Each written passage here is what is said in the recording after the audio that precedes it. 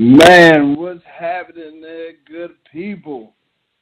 Welcome to the Off-Ramp, your weekly show for the people, by the people, that embodies the people. I am your host, Beach Bum Gunn, live on the microphone on this beautiful Friday night. Sorry that we are a day late. You know, I usually like to broadcast to y'all on Thursdays before the weekend gets started because I know y'all out partying. I know y'all out there getting your drink on, ready to get to the weekend, but I had to come back and talk to y'all, man. I've been gone for a minute.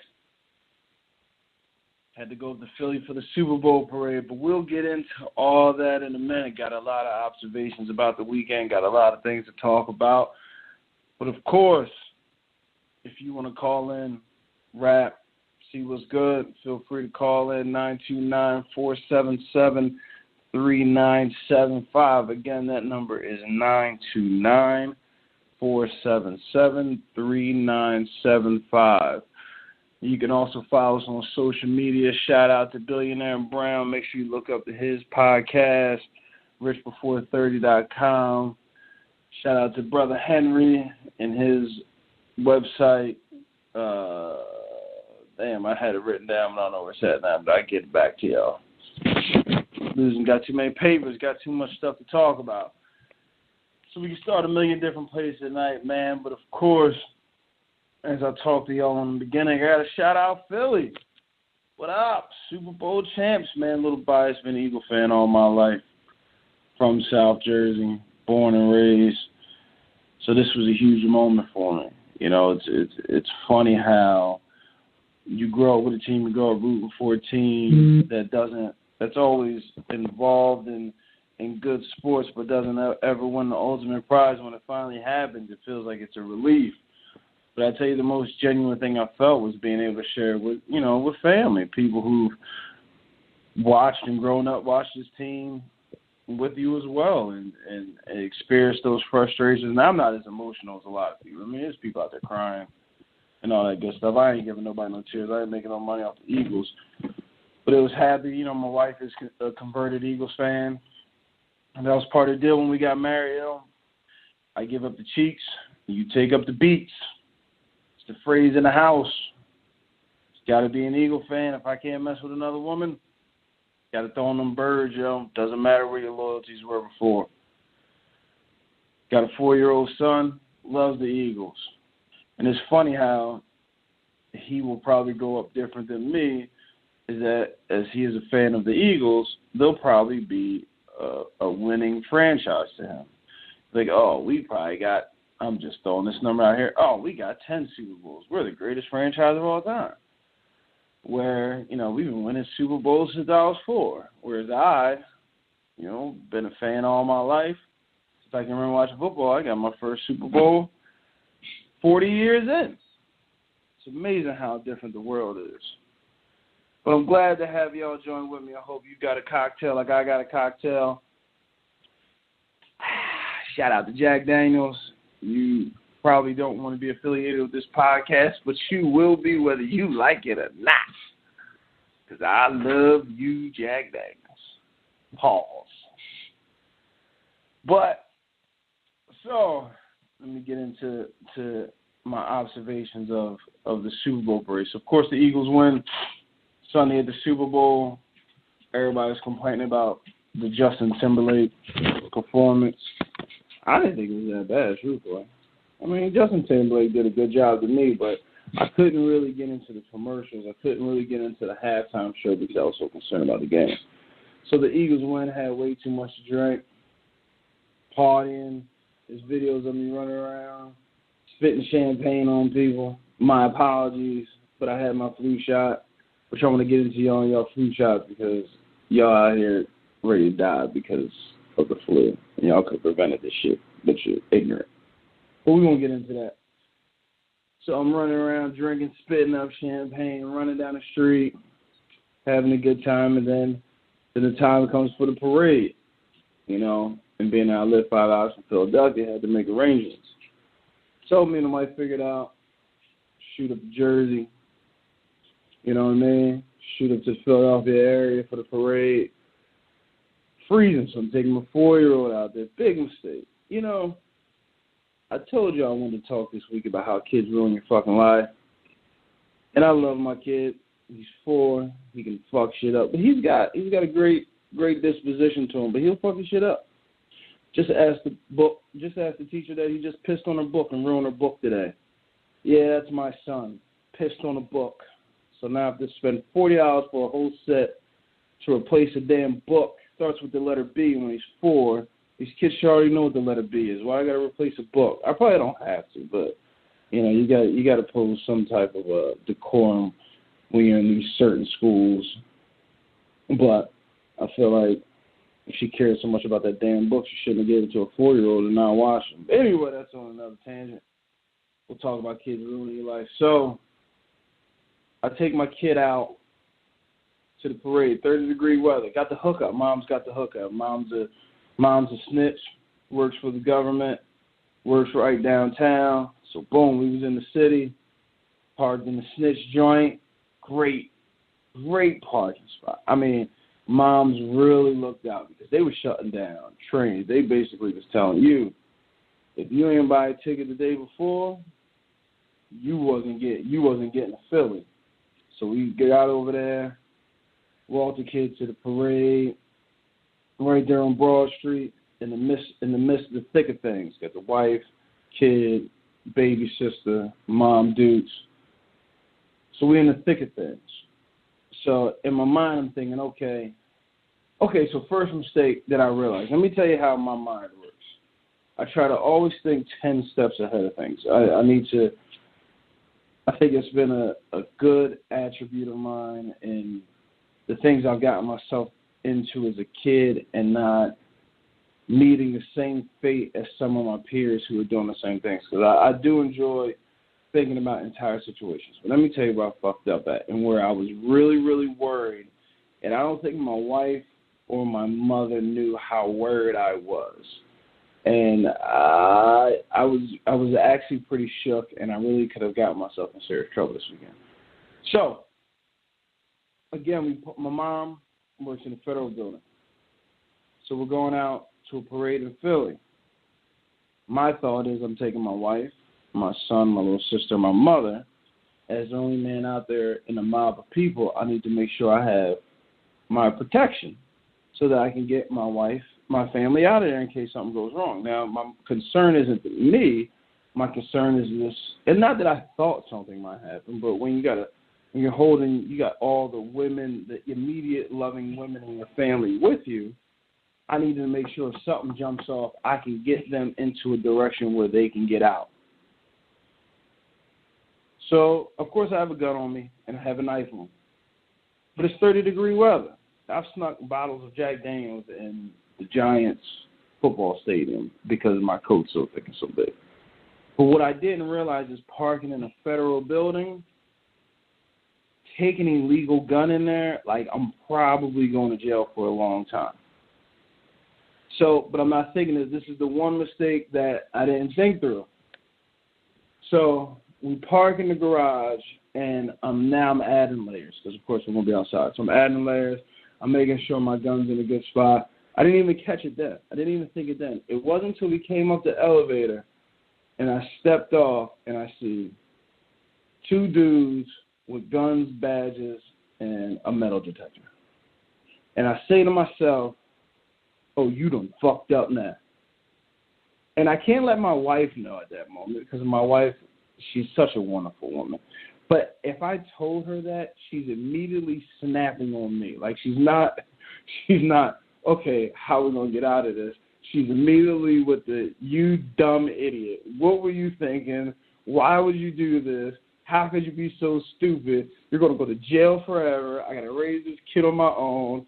And she's told me when we first started dating, I ain't no ride or die chick. You get locked up, you staying in there. So I already know that she's going to be with someone else while I'm locked away for 15 years. And there's nothing I can do about it at this point.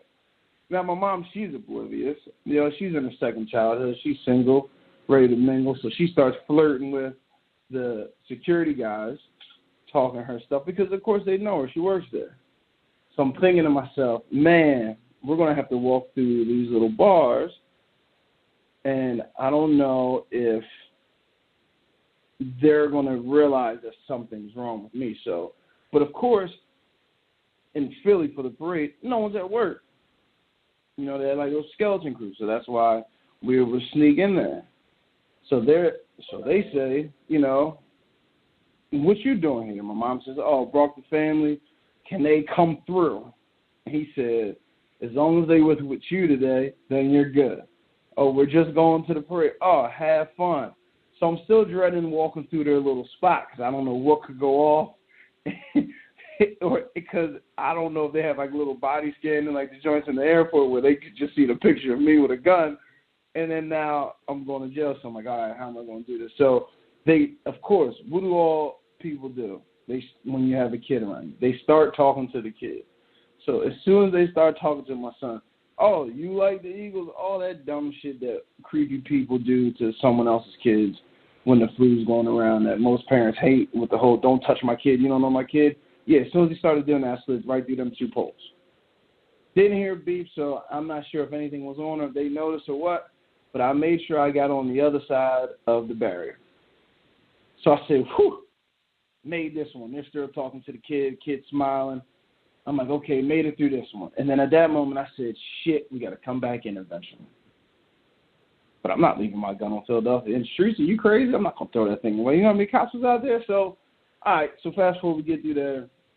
We go to the parade. Now, this was the first time in my life that I realized things were out of control. Like, life was out of control. Think of the Hunger Games with black people, beards, and weed. With some white people sprinkled in there. I'm not going to act like it was a diverse crowd, but it was a lot of black people, it was a lot of beards, it was a lot of white people. Well, it was I'd say it was about 50-50. Well, not 50-50.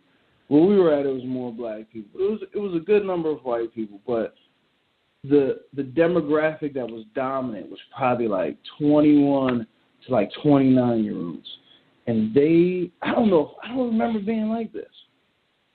But I'm pretty sure I was. But they did not give a fuck about anything. And it was the first moment I got my son on my shoulders. I got my wife next to me, my mom next to me, my sister next to me, and I'm looking around and I thought to myself, there's no way I can protect them. I can't even protect myself. Because if shit goes bad out here, there's nothing you can do about it. So we were out there, and we got a nice little spot right up front. Kids start standing on the dump trucks. Now, mind you, like you kind of expect that they had dump trucks to block the street so that the parade can go by. The funniest thing to me was there was a guy, like it was like a worker, actually like sitting in the dump truck. And then people just start jumping on it, start stomping on it. People start throwing beer cans at the people on the dump trucks, which I never got. And then every now and then, the dump truck dude would honk his horn, like if somebody starts banging on his glass or something. And then like people would just look at him like, what are you going to do? And you know what he thought? He thought the same thing as all of us. Absolutely nothing. Because you win. The mob wins. There was people hanging off street lights, but I was just amazed because you did see a cop presence out there. But the cops knew it. The cops stayed about a block away from all that foolishness. If you was going to die, they wasn't going to pick you up until everybody left. Because there's no point in getting involved in that. You're not going to win. There was people rolling up blunts at the bus stop. Like just out. Just, you want some? You got it. Herpes for everybody. I wasn't sharing nobody's blunt. I don't do that type of stuff. But it was pretty amazing to see and to realize this was the moment where everything lost control. Not as far as the parade lost control, people were out of control, because everybody was out there nice, people were having a good time, cheering, yelling, a lot of trash everywhere. But, that's expected. We were playing trash can Jenga, to see who can put the most stuff on the trash can before it fell all over. But when you're trying to observe to see about how, you know, how can you protect your family, how can you get them in and out, and you realize there's nothing you can do. There's too many people. Everyone's out of control. Because even at one point, I mean, we're out there for 3 hours.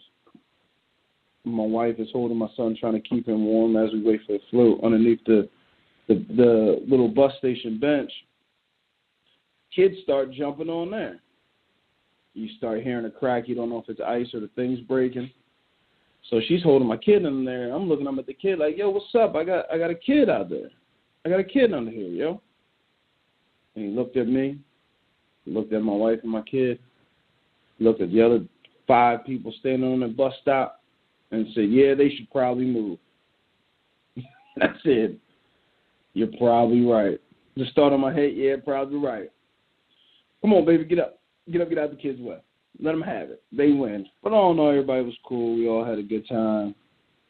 Got kind of cold, so we rolled out.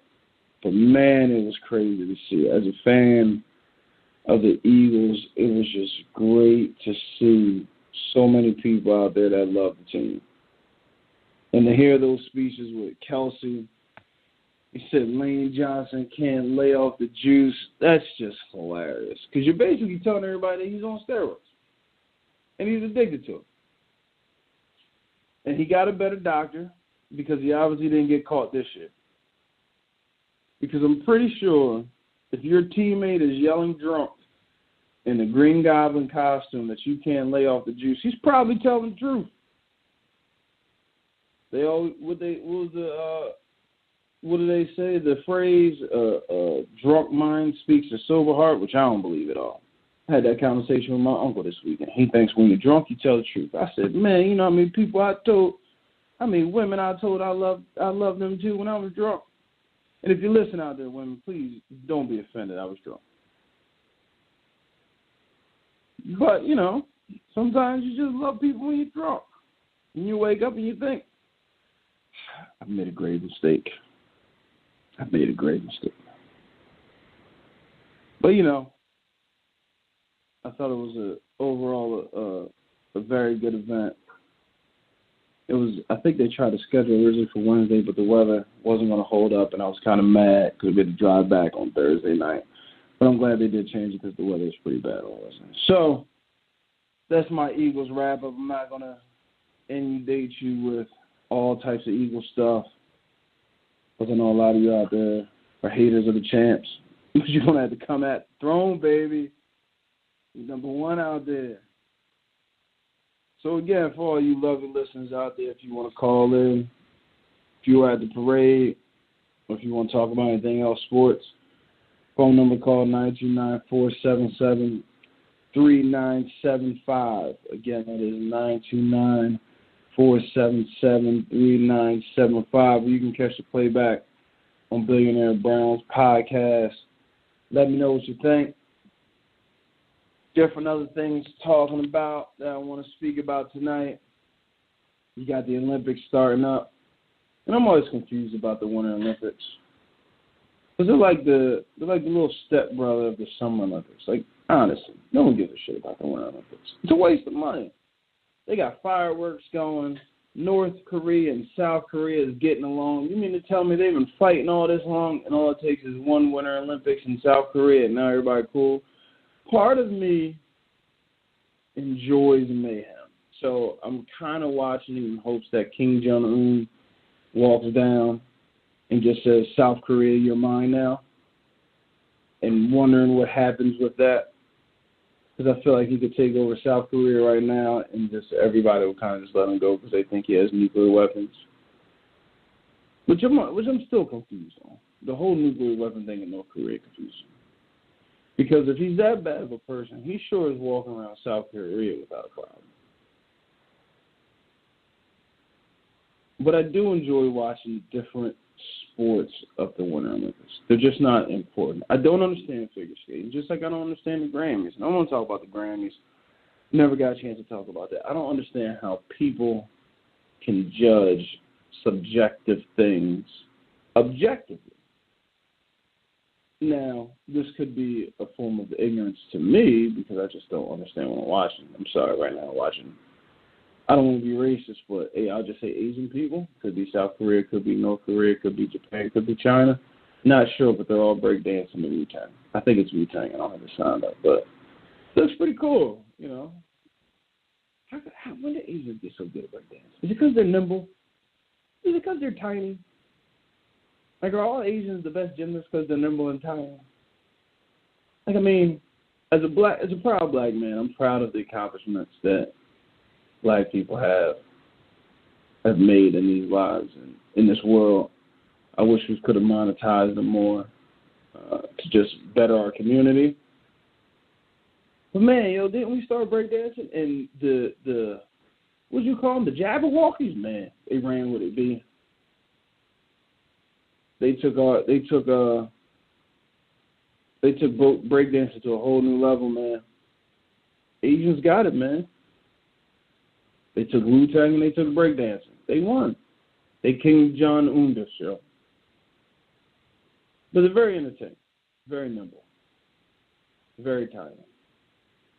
You know, I want to get into stereotypes one day. But how come you never see, like, because you can see fat black people breakdancing. You never see fat Chinese people breakdancing. They're all just considered sumo wrestlers. And why aren't there any black sumo wrestlers? We got Asian basketball players. We got Asian football players. Patrick Chung, I mean, with a name like Chung, he's something Asian, right? That could be my ignorance too, but I believe he is Asian. Are there not any black samurais? I mean, not samurais. Black sumo wrestlers. I'm sorry. Oh, sumo rep. DJ C. Cyrus back there telling me that sumo wrestlers are Japanese, but I mean, come on now, it's 2018. Haven't we crossed all those color boundaries? If I can't be a sumo wrestler because I wasn't born in Japan. Bruce Lee could teach karate in San Francisco. Why can't I be a samurai wrestler in Japan? Just because I'm black? Sumo wrestler. Was it samurai wrestler? If Tom Cruise could be a samurai, I could be a sumo wrestler.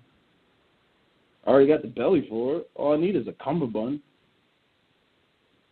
I got a do-rag. I mean, they wear bandana, same thing.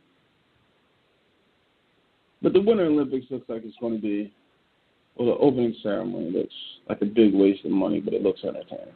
I mean, because honestly, all these ceremonies is nothing but screens, fire, and fireworks. Where, I mean, Asian people got silky hair, man. We've seen what happened to Michael Jackson and Pepsi. I don't want any mistakes. There's a lot of fireworks going around. Hope everyone's safe out there in South Korea. Hope y'all enjoying the Winter Olympics. It's a lot of fire for the Winter Olympics. You would think that you wouldn't see fire for the winter. You would think you'd see more ice sculptures. But hey, whatever you got to do to get the crowd happy. You know what I'm saying? I don't know if South Korea, they communists. Do they not have the internet? It's good that they get fireworks. I hope they're safe out there. Looks entertaining. I would definitely like to go, but I wouldn't understand most of the sports. I mean, we got curling coming back. We got speed skating, which is always entertaining. The slopes are entertaining. I tried the X Games stuff I don't really get into. I don't know if that's part of the Olympics yet. But I tried watching. Some of it seems pretty exciting. But I do like the little ski slopes and the little bunny joints that was on the other day where they keep going around all them bumps and doing them flips. That seems pretty entertaining. But the figure skating, I just can't get into it. I don't know if they're dancing, if they're doing gymnastics. I don't know, like, so it seems like they're doing ballet on razor blades on ice. Cool. Like if one of these Korean hip hop dancers started doing it, break dancing on razor blades, do they get good points? I don't know. I just can't tell. I find this dancing more entertaining than figure skating. But hopefully the Winter Olympics goes off without anything going bad and unites people, I guess. But hopefully we have some good sports and good entertainment, some good stories that come out. Only thing that bothers me about these stories as an athlete, oh man, they pop locking shit. And I talked to my wife about this. It's the same thing I find wrong with Ninja Warrior. All these athletic NBC, MSNBC, Fox, all these shows, the Olympics, like why does everybody who competes have to have cancer or somebody that dies of cancer? Like why does it have to be a sad story with every athlete out there? It doesn't make sense to me. It honestly pisses me off. Because where's the athlete, where's the TO athlete? Where's the athlete that just says, you know, Tommy Hilfiger dresses us real nice every 4 years, so I'm trying to get some free gear, I'm trying to holler at the chicks and get me a gold medal. Why does everybody have to have a sad story? And I'm not complaining about the sad story because some of these things are really emotional and really true. They allow people to overcome obstacles and giving them reason to drive to become great athletes. So I'm not mad at the sad story. But when everybody has a sad story, you become numb to it. So Tiger Woods' old girl, her story this year is going to be about overcoming her injury. I get that. We saw her injury. We saw when she tore her knee up. I get that.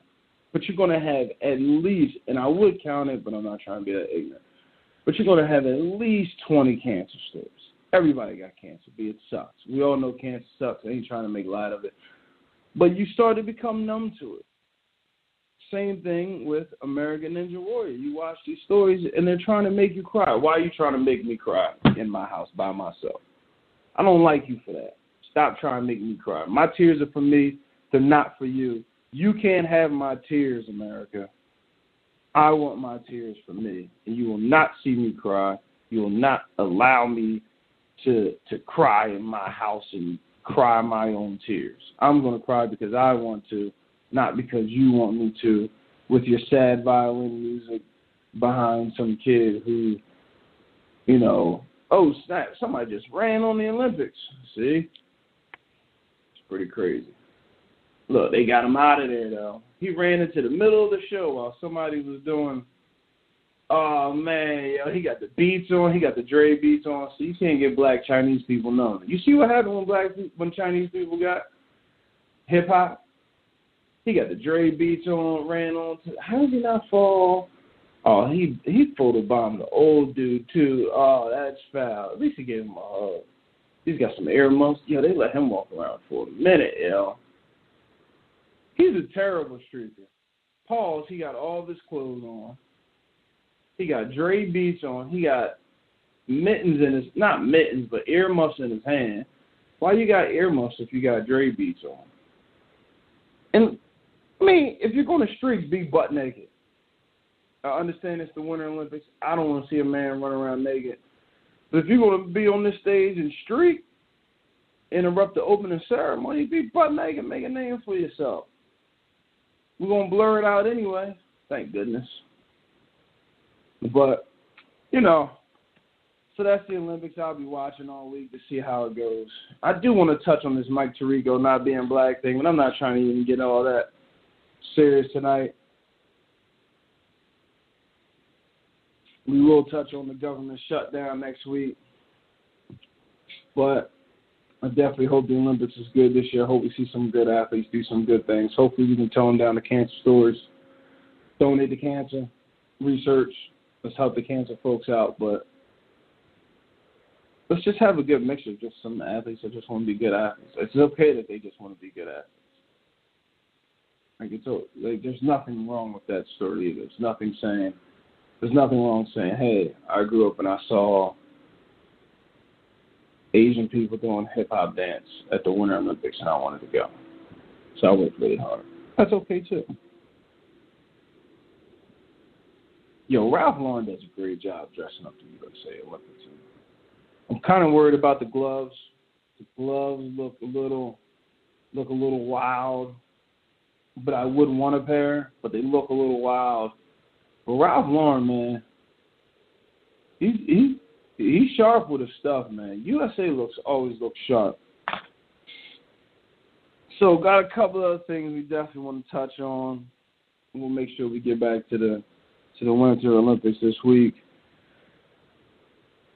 The main topic, and I wanted a couple people on tonight. I wanted to talk to a couple women. I want to talk to a couple guys about this. So if you're out there, make sure you call in 929-477-3975.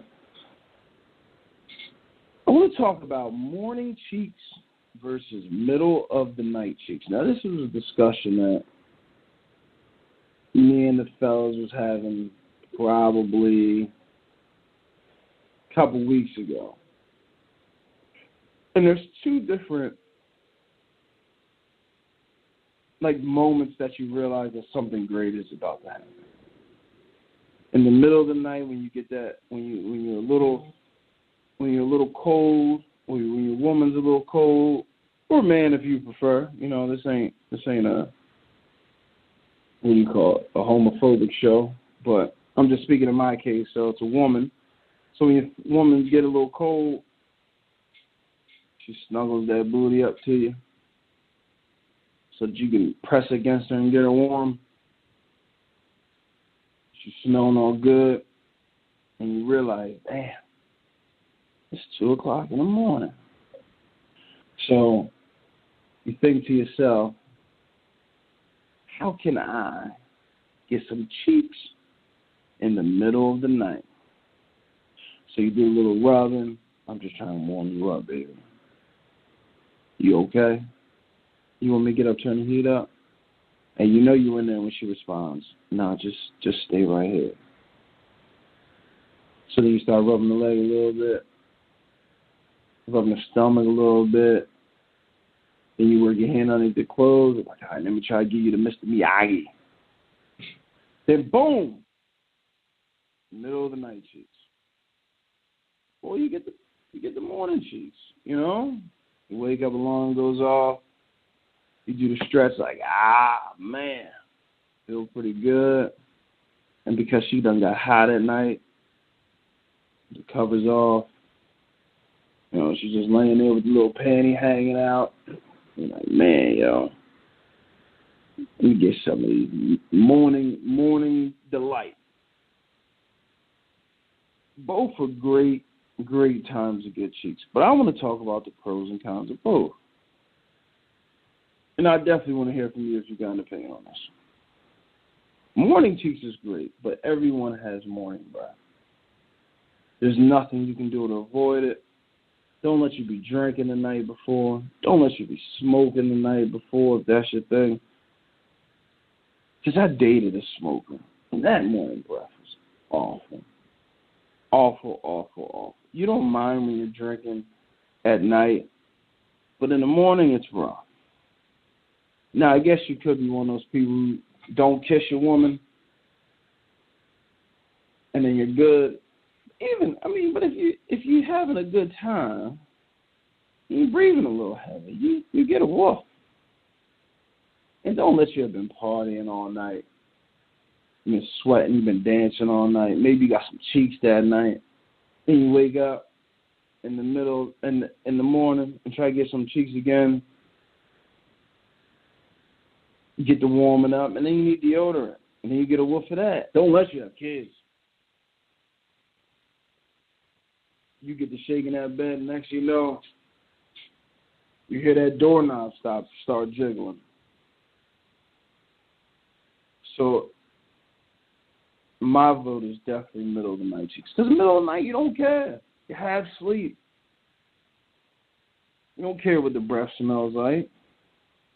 You barely care what the cheeks smell like. It's 2 o'clock in the morning. You can't see nothing.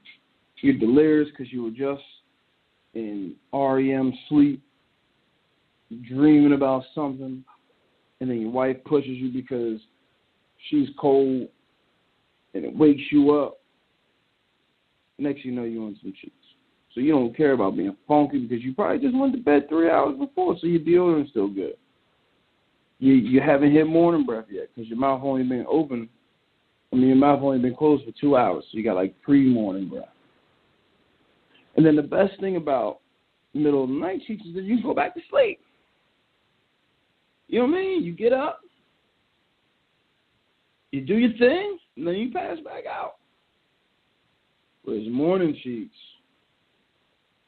you might get up, get it in, and then you got to go to work. But then you got to shower because you can't be in there smelling like Badussi. Middle of the night cheeks, you ain't even got to shower. You got another 4 or 5 hours to catch another nap, yo. So I would definitely love to hear what you guys think about it. My vote is definitely for middle of the night cheeks. I mean, you can get a little crazy in the middle of the night. Just like, oh, man, I was half asleep. I didn't even know what happened. I mean, don't be out there Harvey Weinsteining people. Out there, Bill Cosby, people talking about it's middle of the night, I don't know what happened. I don't know why you got this thing in your water on the side of your bed that turned to yellow. But morning cheeks can start your day off right. You will be light on your feet. Be nice to people, opening up doors for other people. Buying one of them. Morning cheeks is what started that dumbass trend of buying people's meal behind you. I never understood that, yo. I'll be the first one to tell you, yo. I'm a happy dude. I really enjoy my life. That day that Chick-fil-A person said, hey, person in front of you bought your meal. Do you want to do the same for the person behind you? Said, nope, drove up. Then I went inside to get some extra sauce. Because in my haste, I realized I didn't have enough Chick-fil-A sauce. Got to have enough Chick-fil-A sauce. And I don't even like it, but the wife and kid likes it. Give me the just regular old barbecue, man. All that creamy orangey stuff, that ain't natural, yo. Barbecue's natural, yo. I've been barbecued for decades, yo. Chick-fil-A been out 10 years, yo. Now they got their own sauce. They lying to you, yo. So morning cheeks will definitely have you out there buying hash browns for the car behind you. And I appreciate all you people who get morning cheeks and buy my Chick-fil-A sandwich. We need more like you. Keep buying me Chick-fil-A. I enjoy Chick-fil-A.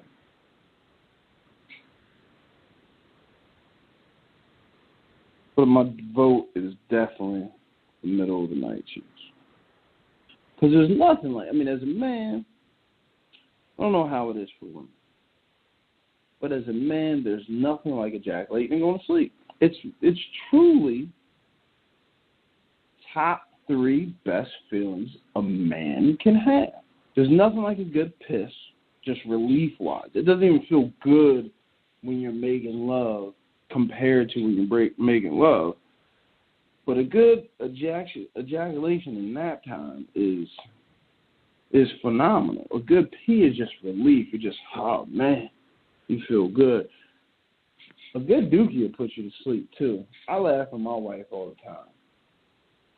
Because once we got past that whole, because when we first started dating, I got them bad guts. I got them pop guts. So when I knew, and we used to live 5 hours away from each other on a date. Only saw each other twice a month. So when I knew she was coming to visit, I'd eat nothing but like rice and water to stop me up. Because she had to stay with me. We lived too far away. So I was like, I ain't trying to blow the joint out while shorty here, you know what I'm saying? She won't look at me bad. But once all that shit went out the door, I mean, honestly, once you eat the pussy, you might as well start shitting in front of each other because things start getting confusing down there. And you don't know what juice comes from where. You're hoping they're showered and you're clean, but you're drunk, you're high, or maybe you're just, in the moment. So, you start expanding your portfolio. So then you might as well start taking shit in front of them. So once you start, a mean dookie will, it'll definitely give you nap time. And that's where I was going. I laugh at my wife all the time. She's probably going to kill me when she hears this. But I knew, the only time I knew when she was taking the shits, because she's like, she'll get up. I ain't got that type of relationship where she got to tell me everywhere. She'd go up when we sitting on the couch. She'd get up and walk away. And then, I keep watching TV. About 20 minutes goes by, she ain't back. 30 minutes go by, she ain't back. About an hour goes by. I'm like, damn, man, where'd she go? Like, movie over. There's check the bedroom. She laid out like somebody punched her in the face. And all I smelled was like potpourri. And I realized what she was doing. She took a shit, sprayed, and passed out. So a good doogie will put you to sleep. A good piss is a great relief. But ain't nothing like ejaculating and going to sleep. Like right there. Like no cleanup, nothing. So I'm definitely going with, I think the vote is, for me, I don't think I know. Definitely middle of the night cheeks is better. We definitely can come back to this in the near future. But hit me up. A Twitter handle, Beach Bum Gun. A Facebook handle, Jason Gunning. Hit me up. Instagram, Beach Bum Gun. Let me know, man, what your vote is. Morning cheeks versus middle of night cheeks. I'm going to post it up as one of those little questions on Twitter. Let me know what you think. So then the other thing that intrigued me this week, I do want to talk about this South Africa run out of water. There's so much to talk about, but not much time left. But I was watching, there's a few things that piss me off in life. And it's just about being, like, not true. Or just doesn't make sense. So not true isn't the right word. When things don't make sense to me in my mind, I get agitated. So I'll tell you a little story about, I want to talk about Brown Sugar the movie. Tay Diggs, Sanaa Lathan. Oh, Sanaa. You had me at loving basketball. So, Brown Sugar to me, hood classic, great black movie, but it's unrealistic. And I have a love-hate for this movie because I think it's a great movie. I think Tay Diggs did well, but I've never seen someone who loved hip-hop that much act like that. But the movie was just, man, yo, it was just unrealistic. And the fact is, I went to the movie to watch this. Like, I went to the movie theaters to watch this movie with my girlfriend at the time, my first girlfriend I ever had. And a little bit of background about me, I have a lot of female friends, and it's always caused issues. My wife had to get over the issue. You know, my boys laugh at me all the time, like, yo, how do you have so many female friends? And I tell them all the time, I'm not trying to sleep with them. And they just like, oh, that's the key. I'm like, yeah, don't mess with them. And they're just like human beings. You can be cool with other human beings. So I had a female good friend in high school. My girlfriend knew it at the time, but she wasn't comfortable. Because, I mean, let's be honest, women. You're cool with a guy having a female friend as long as they're not attractive. And because a lot of my female friends are attractive, women have problems with it. Because they think that, obviously, I'm trying to sleep with every woman in the world, which kind of always pisses me off because I'm like, yo, every woman I've actually dated has pretty much approached me. Just because I'm just, I'd rather just crack jokes and chill than a woman like, hey, I like you. And then I go in the dog mode. Okay, can you hump? No. You got to wait a while? Okay, I'll wait a while. So, I went to go see this movie as a kid. Enjoyed the movie. Movie ends. My girlfriend at the time was in tears. Like, literally tears in the movie theater. I'm like, what is going on with you? She was like, that's you. I was like, who? I don't see anybody. It's just, me and you. What are you talking about? She was like, you're going to end up marrying your best friend. I was like, what in the hell? I was like, I don't even like her like that. Because, what most guys won't tell women is that when you have female best friends, you start to understand what they're doing, and it turns you off in that sense. Because you're like, okay, I kind of know where you've been at. I know where you pissed. I know where you shit. Like, we cool. Like, do your thing. I ain't judging you or nothing. But I'm good. I'm cool. So I've always had a love-hate relationship because that, like, ruined the whole day. So beefing about that. And I'm like, yo, I ain't even cheat, yo. How you going to be mad at me? I ain't even do nothing. So now as you get older and you start watching, you start picking up the little things. And, yo, the dude in the movie, Tay Diggs, was wild. Like, he really loved the girl, right? Married another girl, quit his job, called the girl he loved, told her about it first, and when he came home and told his wife that he quit his job, she flipping on him like, yo, what are you doing? This is dumb. And he was like, yo, I don't need you to be my lawyer. I need you to be my wife and support me.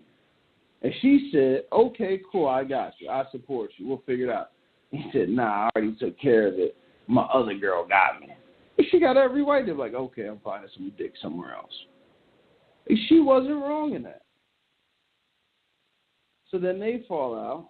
So then the other girl, in the meantime, finally found somebody who liked her, who's right now in restaurants with that dude, that NBA dude who's just doing way too extra stuff. So she starts liking this other dude, and now he want to come because he ain't got no job now. She got a job making money talking about, oh, I love you. So now she all messed up because she liked this dude, but she chalked it up because he married someone else, so she ready to get married to someone else.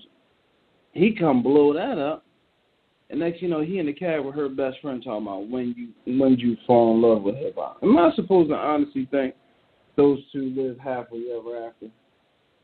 There's a good chance he cheated on her too, because obviously he's an idiot and doesn't know what he wants. So I was kind of watching that movie in awe today. Still a great movie, great soundtrack, but most deaf to be a hungry, aspiring rapper who was a taxi cab dude. He was mad disrespectful. I know a whole lot of rappers who want some checks who wouldn't be that disrespectful. And if those two rappers in the cow suits, the black and white cow suits, were based on a real group, I would love to know who they are, because that was pretty awful. So if you haven't seen Brown Sugar in a while, check it out.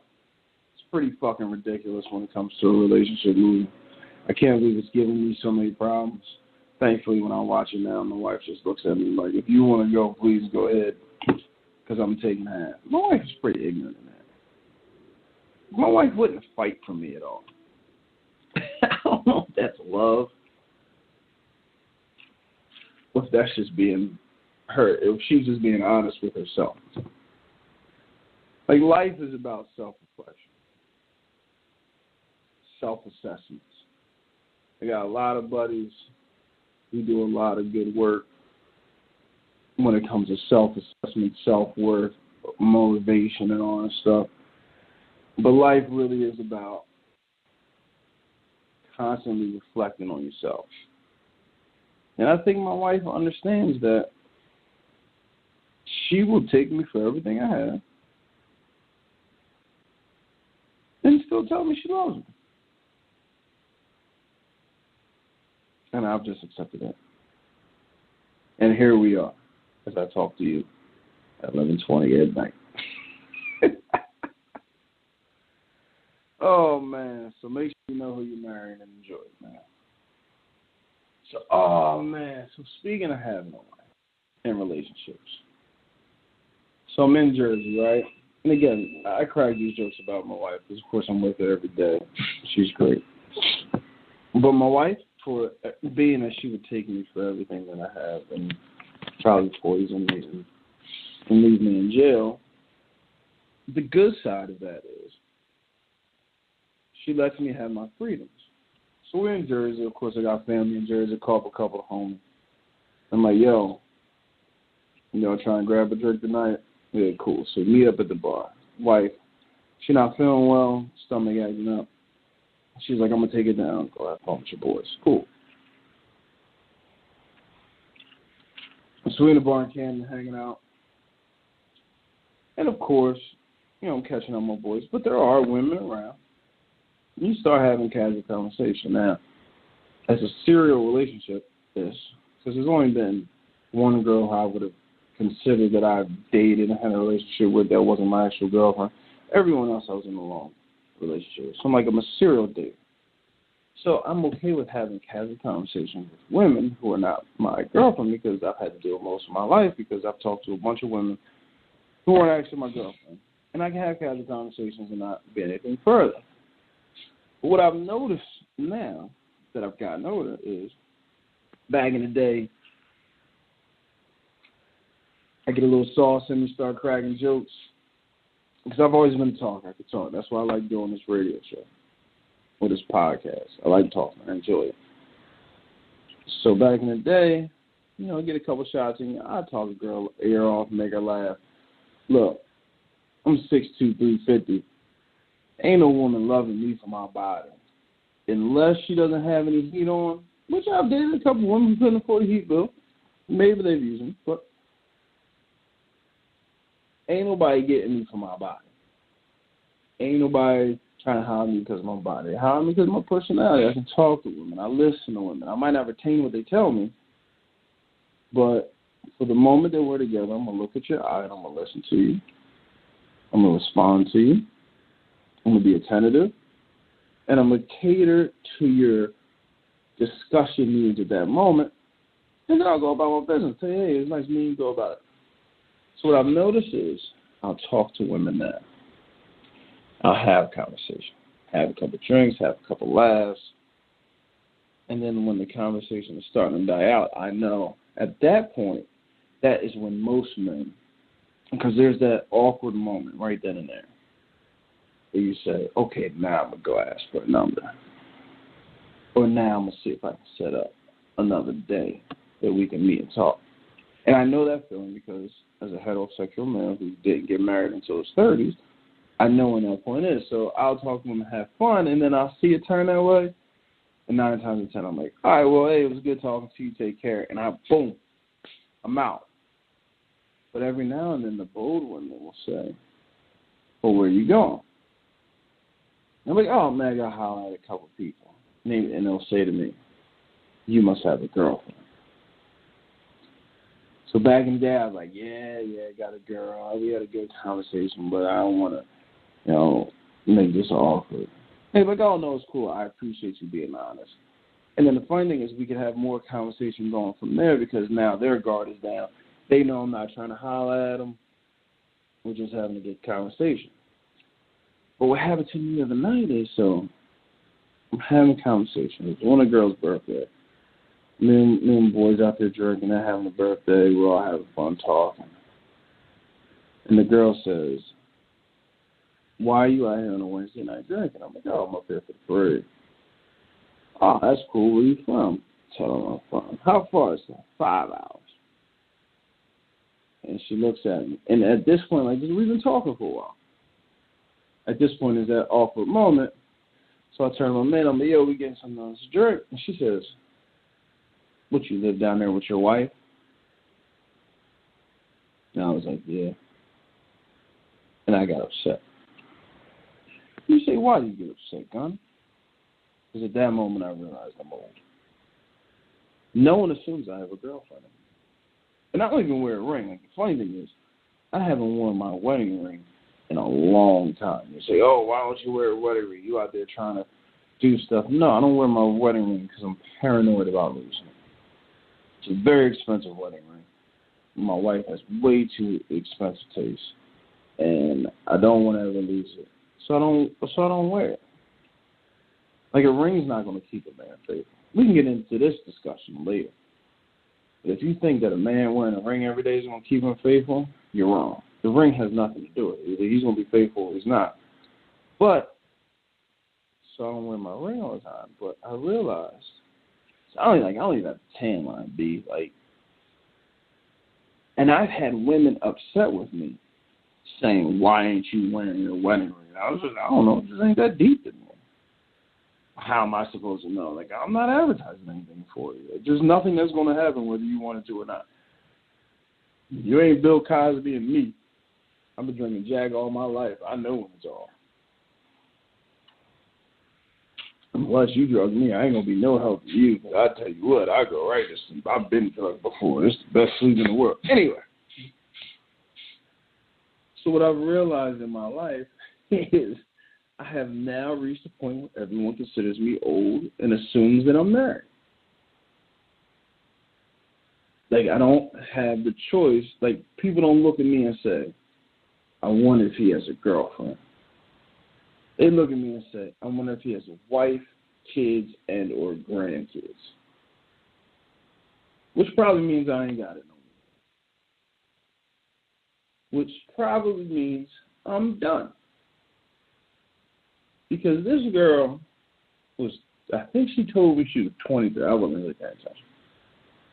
And I just told y'all how to be attentive towards women. But it's only in the moment because I really don't care. I got a wife. She's the only one who I have to retain knowledge for.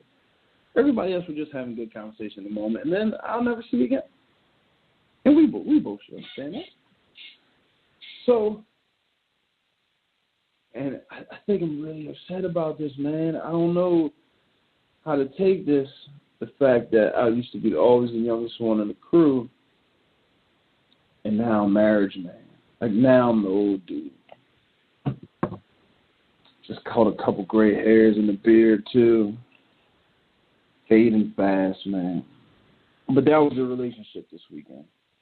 But the realization this weekend that women will now look at me and automatically assume that I'm married. But that'll be the question. Are you married or divorced? Fell off, man. I feel like just yesterday I was at the Jewish Community Center kissing a girl on the corner. Now I'm married with kids. So then another thing that I was talking about, or that I want to talk to you guys about. Rise and grind, guy. Oh, that burns me out. Because, again, it doesn't make sense to me. So I try not to be. The funny thing about this radio show, it's gotten me on social media more again. And I got to do better. But every now and then, and there are a lot of them are my friends, very good people, good human beings. But I'll see them, oh man, we're almost at the 11:30 mark. I got to wrap this up. I don't want to get this off my chest because I want to talk to y'all about this next week when y'all hear about this. But rise and grind, guy, yo. You're not rising, you're not fucking grinding anything. Unless you're a coffee maker, unless you make hot chocolate or gravel, you're not rising and you're not grinding. Unless you get in the middle of the night, cheeks, and you could be rising and grinding. But if you're taking a picture of you working out in the morning, making a muscle, you haven't risen and you haven't grinded. What you did is you woke up when your alarm went off.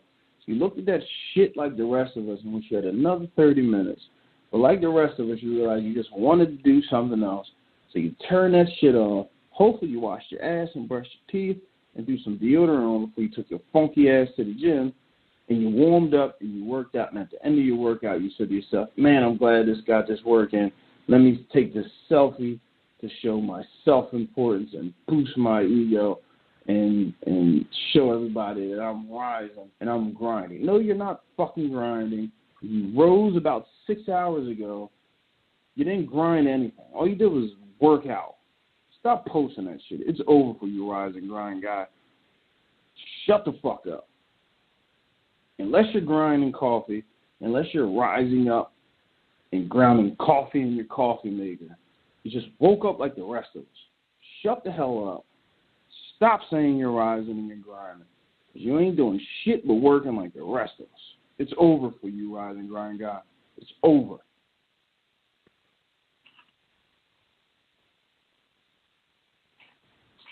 Then the other problem I have with you is you send the order back, guy.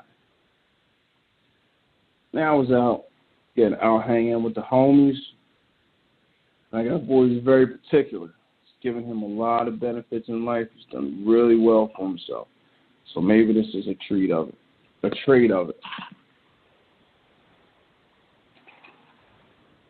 he orders a burger. And he tells the waiter, I I want it pink, but not too bloody. Really hot, but not cold inside. And I said, what the fuck does that mean? At that point, order something. Or order some chicken wings. Because you know what happened when he got the burger? After I made fun of him, he cut it and looked in the middle and was like, nah, this needs to be cooked a little bit more. You see it's a little pink in the middle. It's a little bit too bloody. I mean, yeah, why don't you just get it well done? I don't like it. I kind of like it medium well. Put a little bit more on the medium side. No, motherfucker, you don't know what you like. Either bite into it because the chef knows what he's doing as a cook, or make your own damn food at home. Stop being picky. You want somebody else to cook for you, tell them what you want, have them prepared how they think is best prepared. If it's nasty, see if you don't eat it, see if you can get something else or get a refund. But stop sending orders back because you fuck up the timeline of when I can eat my dessert. Because now I got to wait to get my vanilla cookie, my vanilla ice cream cookie until you get your third order of your cheeseburger trying to get to the right temperature that they probably spitting your food over. Stop fucking up my vanilla ice cream cookie time. I got a good pattern of when I like to eat my dessert. Get your food, you eat, you wait a second, and then you get the dessert. Every time you send your order back, you're fucking up the timeline. And that's our show, fellas. Ladies, it's been good talking to you. Good time building with you. Again, my Eagles got that W. Been a good trip. I'm tired. I can't wait to go to sleep tonight. See if I can give me some morning cheeks. Get the middle of the night cheeks, because in the morning time, my son being on bed with me. He still ain't mad for not being in bed. Obviously, because he just pissed on his teacher's book and ruined it. Shout out to my son.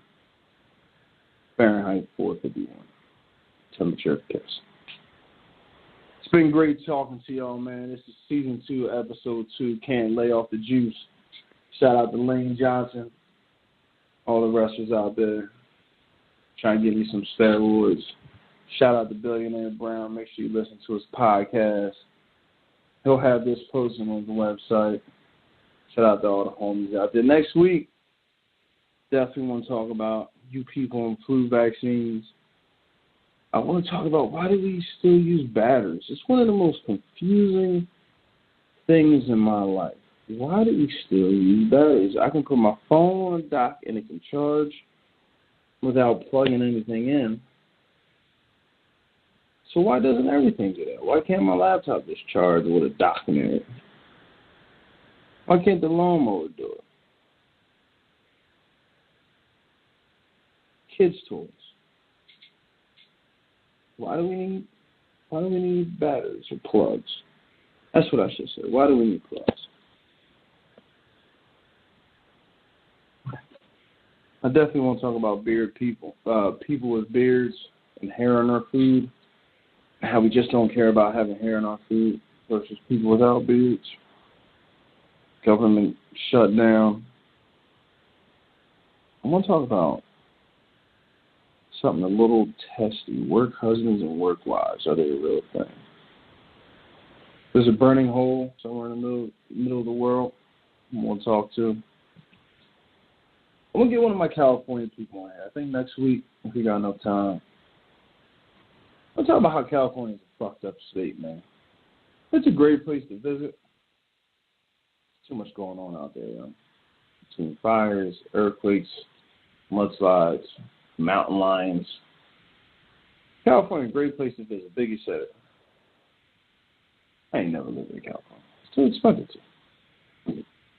I definitely want to talk about the whole Genuine. I want to go back to that story about Genuine refusing to be kissed by the girl. Like, I don't understand why y'all were so upset with him. He refused to be kissed by that man, but the man was hugging him. So then why are you calling him homophobic? Because I wouldn't be curling up under a man in a blanket.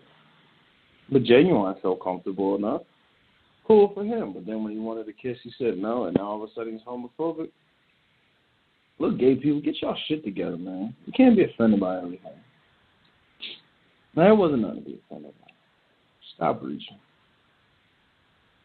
I want to talk about Oprah and Stedman and the double standard of Oprah having a chick living in the guest house. Oprah having a dude living in the guest house, using him for his penis, and y'all getting mad that Bill Cosby drugging women. And y'all want Oprah to run for president. But we're going to get into that. So hopefully you folks have a wonderful week. I can't wait to talk to y'all next week. There's so many more things I want to talk to y'all. Hopefully, since we messed up the days because I was out of town, I have my crew so we can bounce a couple ideas off each other and have a good group discussion next week. This week, I got in late. I just wanted to talk to y'all. I just wanted to build with y'all for about an hour. Let you know my experience up in Philly and what I've noticed this week and all that good stuff. Man, South Africa's run out of water. How fucked up is that? I was supposed to talk to you about aliens this week. It's a lot of stuff, man. Fit in an hour. Oh. I definitely got to have two folks on this. I had a good conversation.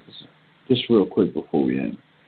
The video of the Michigan State dude who raped all the gymnasts, of the father who tried to attack him, I think he did it for publicity. I want to talk about it. It's probably scary to say. I'm not trying to judge that father.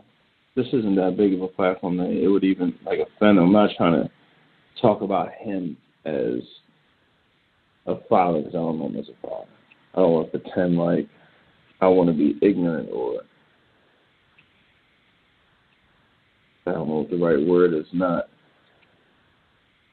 empathetic to the fact that his girls was getting raped by a man. But I don't know, dog. I just feel like your daughter's... That's the kind of discussion on that. I feel like if your daughter's getting raped, if you got daughters getting raped, they should feel comfortable enough to tell you that so you can go kill the person.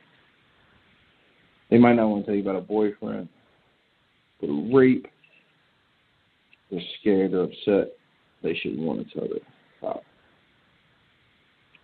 Then if this dude was out here, and I don't know them in particular, so I don't want to, there's a lot of stuff that I've written down about that I'm not going to go through now just because I'm not going to talk a little bit. I also feel like if he was raping his girls for years, if he was involved in their life, he would have known something was wrong.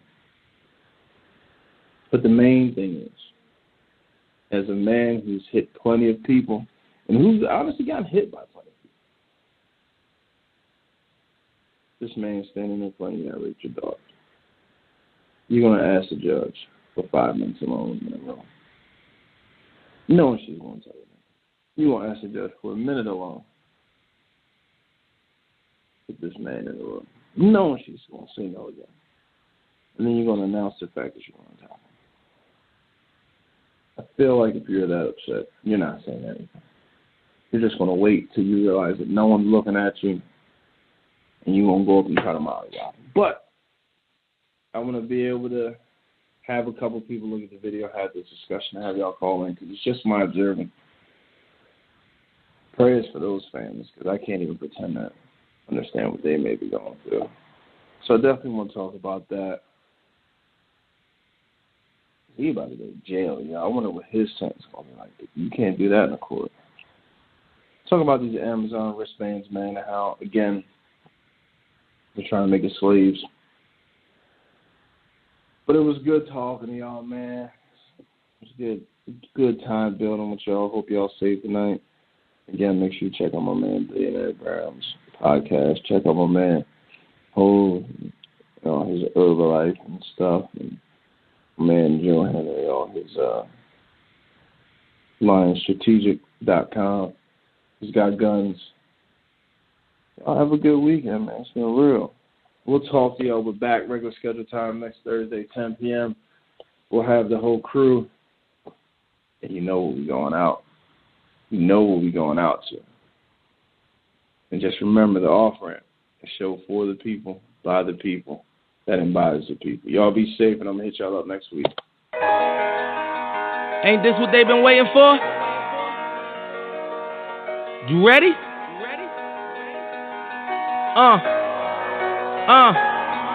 I used to pray for times like this, to rhyme like this, so I had to grind like that, to shine like